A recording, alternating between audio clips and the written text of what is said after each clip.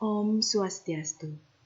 Saya, Tri, perwakilan dari kelompok belajar Program Studi Profesi Apoteker Universitas Udayana, akan menjelaskan mengenai kajian farmakologi antivirus.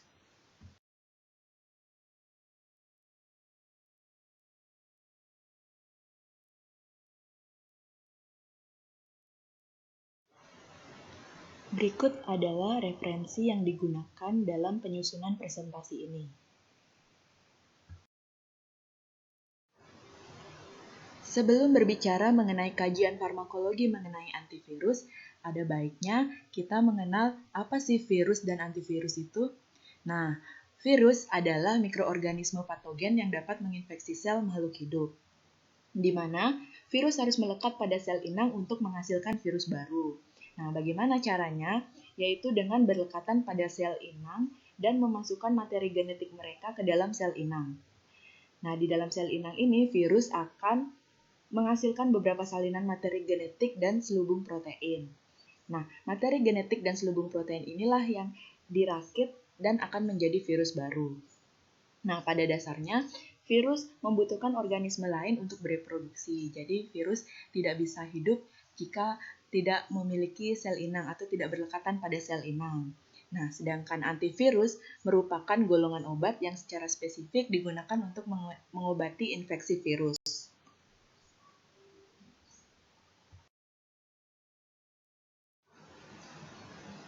Berikut adalah jenis dan penggolongan obat antivirus.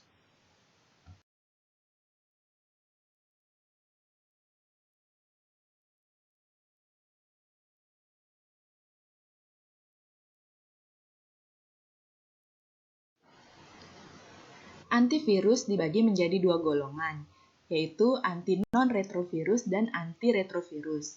Nah, yang pertama, untuk anti non-retrovirus dibagi lagi menjadi 4 golongan, yaitu antivirus untuk herpes simplex dan varicella zoster virus.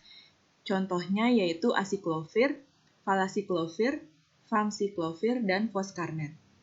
Yang kedua, antivirus untuk cytomegalovirus. Contohnya valganciclovir, ganciclovir, foscarnet, dan cidofovir.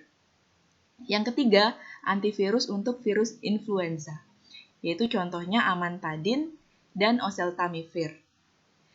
Yang keempat, antivirus untuk virus hepatitis B dan C, contohnya interferon dan analog nukleotida.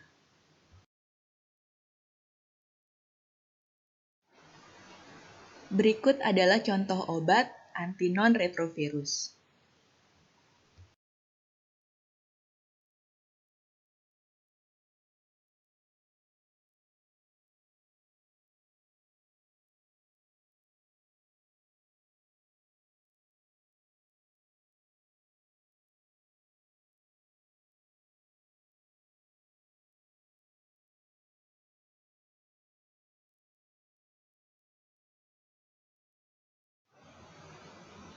Golongan antivirus yang kedua yaitu antiretrovirus. Nah, antiretrovirus ini sendiri dibagi lagi menjadi 5 kelompok. Kelompok yang pertama yaitu NRTI, yaitu Nucleotide Analog Reverse Transcriptase Inhibitor. Contohnya sidofudin dan didanosin. Yang kedua, ada NTRTI, yaitu Nucleotide Reverse Transcriptase Inhibitor. Contohnya tenofir. Yang ketiga, ada NNRTI, yaitu Non-Nucleoside Reverse Transcriptase Inhibitor. Contohnya nevirapin dan efavirenz. Yang keempat, ada PI atau protease inhibitor, yaitu contohnya saquinavir dan ritonavir. Yang kelima, ada viral entry inhibitor, contohnya enfuvirtide dan biciclam. Setelah mengetahui jenis dan penggolongan obat antivirus, kita berlanjut pada mekanisme kerja antivirus. Berikut adalah mekanisme kerja obat antivirus. Yang pertama adalah golongan antiretrovirus. Secara umum, mekanisme kerja obat antiretrovirus adalah menekan perkembangan RNA virus, khususnya virus Human Immunodeficiency Virus atau HIV. Obat antiretrovirus tidak dapat menyembuhkan pasien HIV, tetapi hanya dapat meningkatkan harapan hidup. Selanjutnya, saya akan menjelaskan mekanisme kerja golongan antiretrovirus secara lebih rinci. Yang pertama adalah golongan NRTI. Golongan NRTI bekerja dengan cara menghambat replikasi virus melalui penghentian kerja enzim reverse transkriptase. Nah, enzim reverse transkriptase ini adalah enzim yang secara alami digunakan oleh retrovirus untuk membuat kopi DNA berdasarkan RNA-nya. NRTI merupakan analog nukleopeptida yang secara langsung masuk ke situs katalitik enzim untuk menghentikan proses replikasi. Nah, obat golongan NRTI sendiri harus mengalami 3 tahap fosforilasi agar menjadi bentuk aktif. Yang kedua adalah golongan NTRTI.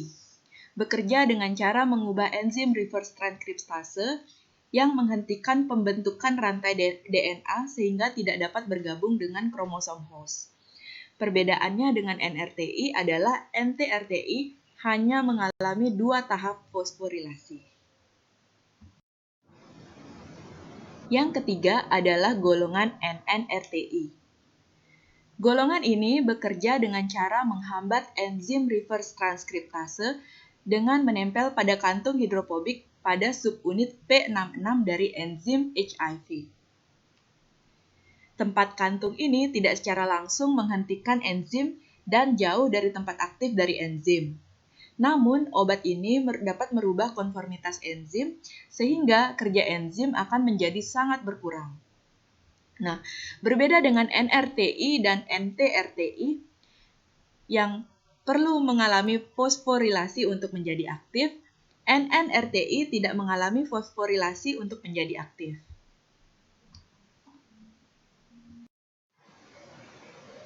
Yang keempat adalah golongan protease inhibitor atau disingkat PI. Golongan ini bekerja dengan cara berikatan secara reversibel dengan sisi aktif HIV protease. Hal ini mengakibatkan terhambatnya polipeptida prekursor virus sehingga menghambat maturasi virus. Dan sel akan menghasilkan partikel virus yang tidak virulen. Yang kelima adalah golongan viral entry inhibitor. Bekerja dengan cara menghambat proses masuknya virus ke dalam sel CD4 melalui reseptor CXCR4.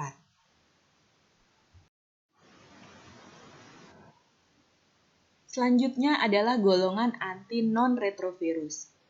Obat golongan anti-non-retrovirus adalah obat yang digunakan untuk menekan perkembangan virus-virus seperti herpes dan influenza yang umumnya sangat cepat mengalami maturasi. Golongan anti-non-retrovirus dibagi lagi menjadi 2 kelompok besar, yaitu antivirus herpes dan antivirus influenza. Yang pertama, antivirus herpes dibagi lagi menjadi 2 kelompok, yaitu acyclovir dan turunannya dan ganciclovir dan turunannya. Yang pertama, saya akan menjelaskan acyclovir dan turunannya, di mana cara kerjanya adalah obat atau acyclovir dimetabolisme oleh enzim kinase virus menjadi senyawa intermediate, yang dimetabolisme lebih lanjut oleh enzim kinase host menjadi analog nukleotida yang menghambat replikasi virus.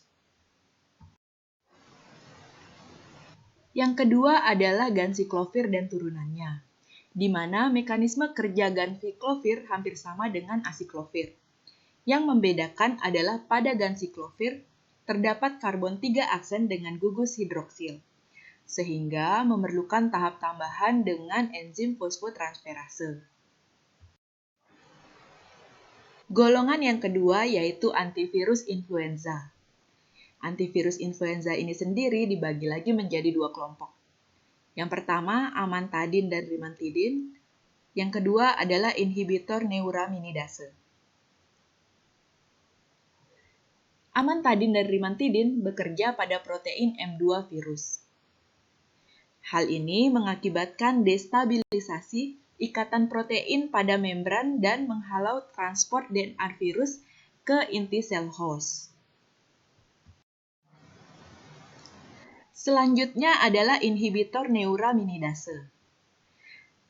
Inhibitor neuraminidase ini bekerja dengan cara melakukan penghambatan terhadap enzim neuraminidase yang menyebabkan pelepasan virus yang matur dari sel host yang terinfeksi menjadi terhambat. Salah satu penyakit yang sering kita temui di masyarakat yang disebabkan oleh virus adalah cacar air. Nah, berikut adalah tata laksana terapi cacar air yang disebabkan oleh Varicella zoster virus. Varicella atau chickenpox atau cacar air salah satu contoh penyakit yang disebabkan oleh virus. Varicella atau chickenpox atau yang lebih dikenal dengan cacar air adalah infeksi primer dari virus zoster varicella atau VZV yang umumnya menyerang anak dan merupakan penyakit yang sangat menular. Berikut adalah gambaran mengenai struktur virus Varicella zoster. Yang pertama, struktur dasar Varicella zoster adalah materi genetik berupa DNA untai ganda atau double strand DNA yang berada di tengah. Materi genetik ini akan diselubungi oleh lapisan pelindung berupa selubung protein yang selanjutnya disebut nukleokapsid. Lapisan luar nukleokapsid disebut tegumen, yang tersusun atas karbohidrat dan makromolekul. Tegumen akan ditutupi oleh lapisan envelope yang tersusun atas lipid, yang disebut lipid envelope. Di dalam lipid envelope akan terdapat tonjolan-tonjolan yang disebut glycoprotein spike.